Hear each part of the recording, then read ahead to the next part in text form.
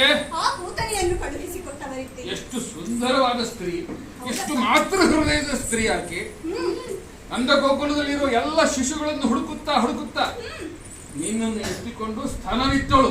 ಹೌದು ಮಾವ. ಕಪ್ಪಳಿಸಿ ಕುಡಿದೀಯ ನೀನು, ಪ್ರಾಣ ಹೇರಿದ ನೀನು ಅವಳದ್ದು. ಇಲ್ಲ ಮಾವ.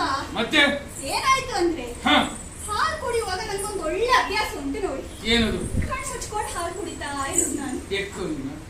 ಇಲ್ಲಪ್ಪ, ಆಗ ಅದರ ಸ್ವಾದ ಇನ್ನು ಹೆಚ್ಚುತ್ತದೆ ಅಂತ. ಹ? ಮಾವ, ಹ. ಹಾಗೆ ಕಣ್ಣು ಮುಚ್ಕೊಂಡು ಹಾಲು ಕುಡಿತಾ ಇರುವಂತಹ ಸಂದರ್ಭದಲ್ಲಿ ಹ್ಮ್. ಯಾರು ಅಯ್ಯೋ ಬಿಡು ನನ್ನನ್ನು ಎನ್ನುವುದಾಗಿ ಬೊಬ್ಬೆ ಪಾಪ ಹಾಕುತ್ತಾ ಇದ್ದರು. ಮುಗ್ದೆ ಪೂತನಿಯನ್ನು ಕೊಂದ್ರಿ. ಇಲ್ಲಪ್ಪ, ಹ. ಕಣ್ಬಿಟ್ಟು ನೋಡ್ತೇನೆ. ಹ. ಇಲ್ಲ ಮಾವ, ಹ. ಜಗದಲ್ಲಿರುವಂತಹ ಎಲ್ಲಾ ಮಕ್ಕಳು ಪೂತನಿಯ ಹಾಲುಂಡು ಸತ್ತರು. ನಾನ್ ಕಣ್ಬಿಟ್ಟು ನೋಡಿದಾಗ ನೀವಿಬ್ರು ಯಾಕೆ ಸಾಯ್ಲಿಲ್ಲ? ಮಾವ ಯಾಕೆ ಸಾಯಿ